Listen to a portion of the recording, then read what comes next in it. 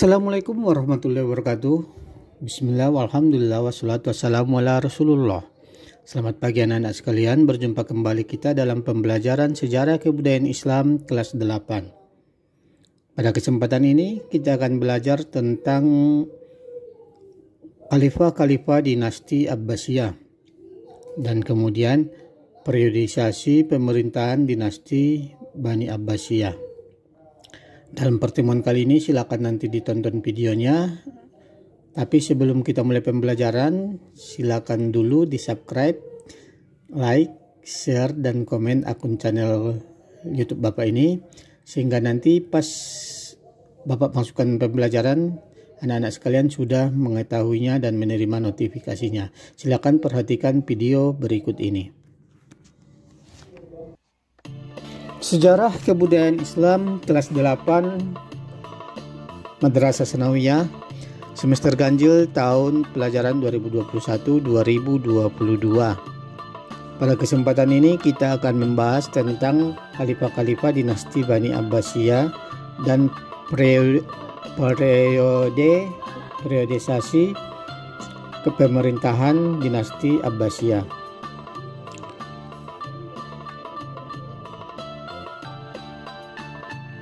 Yang pertama adalah kita lihat tentang Daulat Bani Abbasiyah. Dinasti Bani Abbasiyah berkuasa kurang lebih selama 5,5 abad, dan pada masa pemerintahnya itu terdapat 37 orang khalifah, dan pemerintahnya dibagi menjadi 4 periode, yaitu periode awal, periode lanjutan, periode Buwayhi, dan periode Seljuk.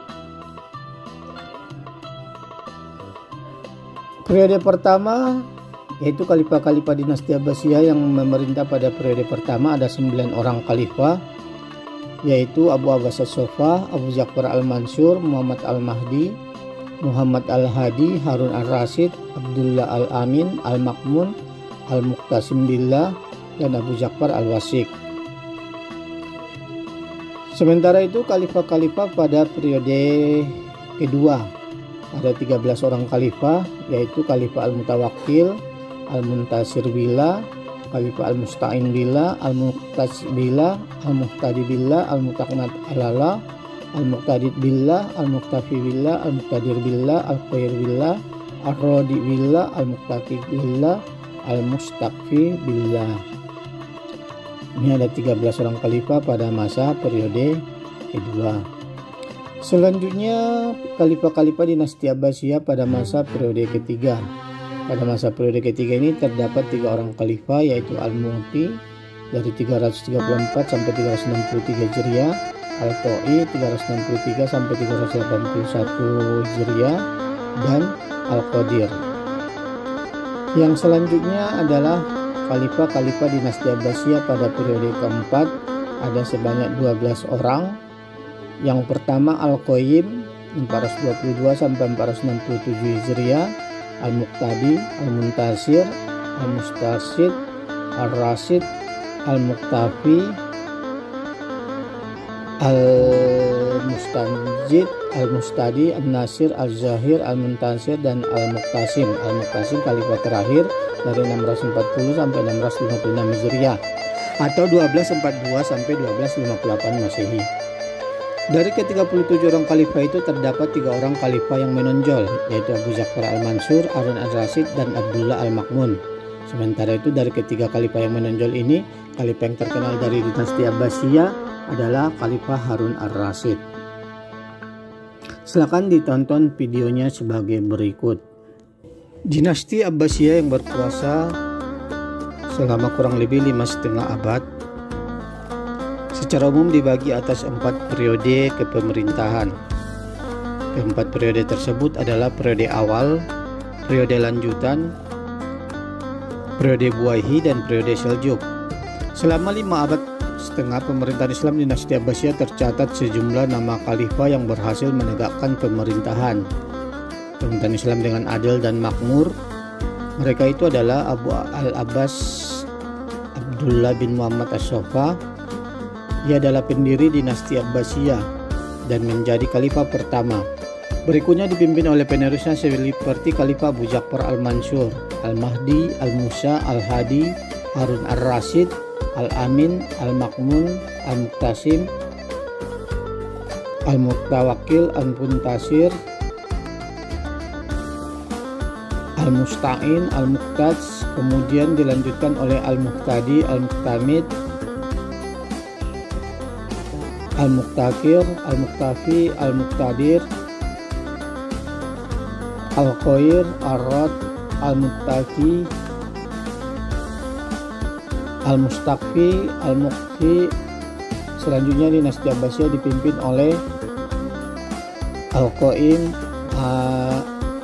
Al-Muqtadi, Al-Muntasir, Al-Muntasid, Ar-Rasyid, Al-Muqtafi, Al-Mustanjid, Al-Mustadi, Al-Nasir, Az-Zahir, Al-Muntasir, dan khalifah yang terakhir adalah Al-Muqtasim. Pada umumnya khalifah tersebut tercatat beberapa nama yang berhasil membawa dinasti Abbasiyah mengalami kejayaannya, yaitu Abu Abbas As-Soffa. Abu Abbas As-Soffa adalah pendiri dinasti Abbasiyah. Ia merupakan sosok pemimpin yang tegas. Ia pula mematahkan kekuasaan dinasti Umayyah yang didirikan oleh Muawiyah. Pada masanya ia mengkonsolidasikan berbagai kekuatan untuk kejayaan dinasti Abbasiyah.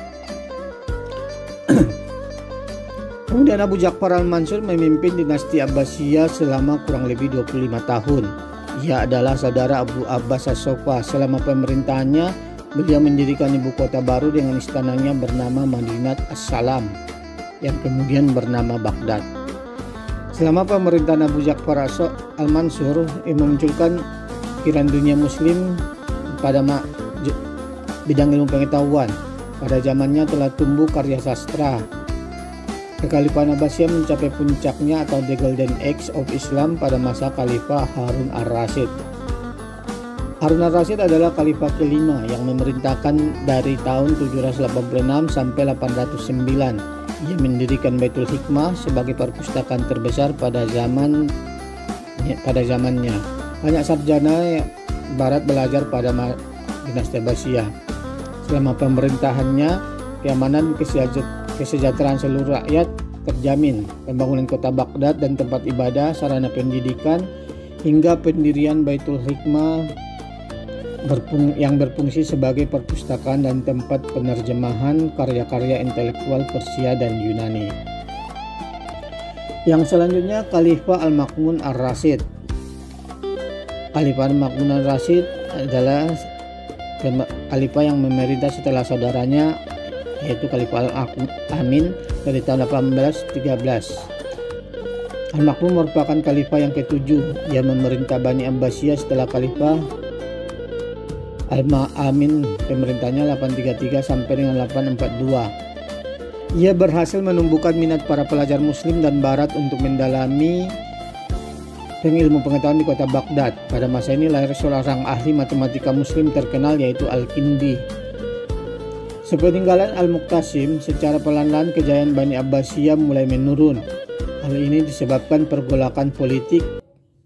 Setelah menonton videonya, di sini juga ada file PDF, yaitu buku SKI dari kelas 8. Ya, buku SKI kelas 8 kami tampilkan di sini. Silakan dibaca-baca kepada anak-anak sekalian. Demikianlah pembelajaran kita pada pagi hari ini. Semoga apa yang telah kita pelajari bisa menambah pengetahuan kita. Dan Bapak harapkan pertanyaannya Bapak tunggu di WA Bapak, ataupun buat di bawah video ini di kolom komentarnya. Silakan ditanyakan apa yang kurang jelas. Semoga minggu depan kita bisa berjumpa kembali dalam pembelajaran berikutnya. Billahi taufiq wal hidayah. Assalamualaikum warahmatullahi wabarakatuh.